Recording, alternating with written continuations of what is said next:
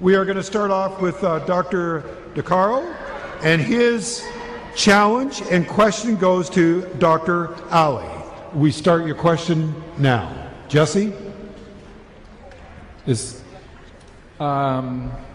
Shabir, by what means do you use to measure the truth of your absolute worldviews over those of Christians, Hindus, Sikhs, Jews, atheists, etc.? If your account of reality is closer to the truth than either Dr. Costa's or mine and everyone else in the world who are not Muslim, where is your reality measuring stick which would convince all of us here tonight that what you are saying is absolutely true?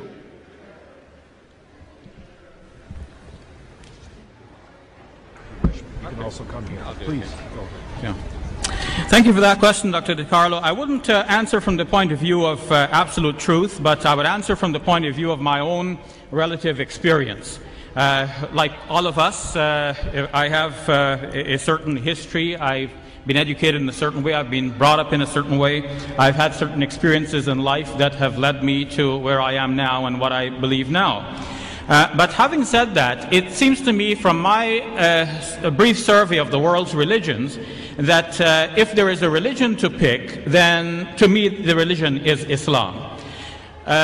Going outside of the religious sphere and to think about atheism and other non-beliefs that are out there, or non-theistic beliefs that are out there, again I believe that Islam makes sense. Some of the problems Dr. DeCarlo mentioned here today with regards to belief in God, knowledge of God and His omnipotence, His benevolence and so on, I do not see these to be problems in the Islamic conception of faith in God.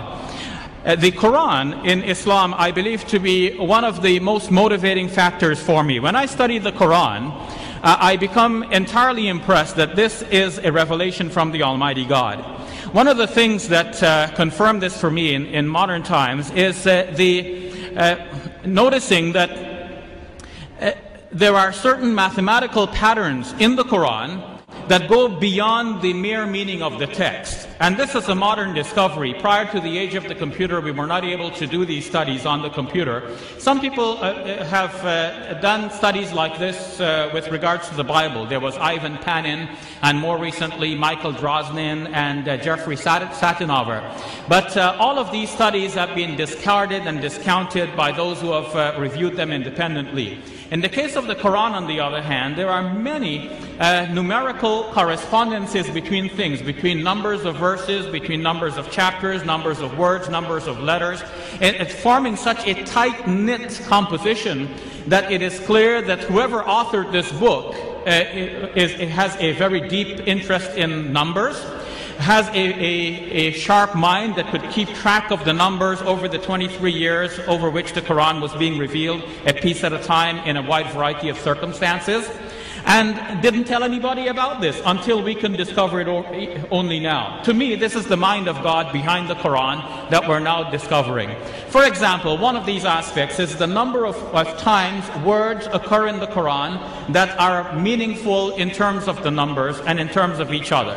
For example, tonight our debate is about Jesus. The Quran says that Jesus is like Adam, and the Quran means but they're both created by God.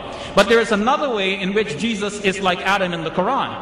Each name, Jesus and Adam, occurs in the Quran 25 times. And if only once do they occur in the same verse, and another time in the same chapter. To think of the other 23 occurrences scattered in a variety of chapters in the Quran. Some chapters mention Adam but do not mention Jesus. Some mention Jesus but not Adam. And to keep count of the Prophet now reciting a piece at a time over 23 years in a variety of circumstances, how does he remember how many times he said Adam and how many times he said Jesus? More than this, the Quran mentions man, rajul, 24 times, and imra'a, woman, also 24 times. The Quran mentions Satan, an angel. Satan 68 times, angel 68 times as well. The Quran contrasts this life with the life hereafter. Dunya in the Quran occurs 115 times. Akhirah, the life hereafter, also 115 times. What accounts for this phenomenon? What are the chances that you pick up a book, any book, and you ask yourself, how many times does this book mention the word day? Now, any book will tell you that there are 365 and a quarter days in a year. Now, and every child almost knows that. But what are the chances that the book mentions the word day exactly 365 times? The chance is very remote. The Quran does precisely that. If one were to count the word yawm in Arabic without any suffixes in the Quran, it occurs exactly 365 times.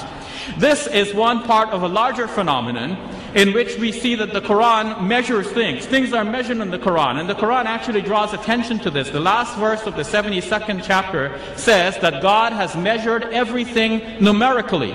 No one realized at the time that this was actually about the Quran as well. In fact, there are things in the Quran that are measured numerically, and we're only discovering that now. As Adam Smith said in the world of economics, there is an invisible hand guiding everything. To me, there is the invisible hand of God and the mind of God guiding the revelation and the eventual compilation of the Quran as we have it now. Thank you very much.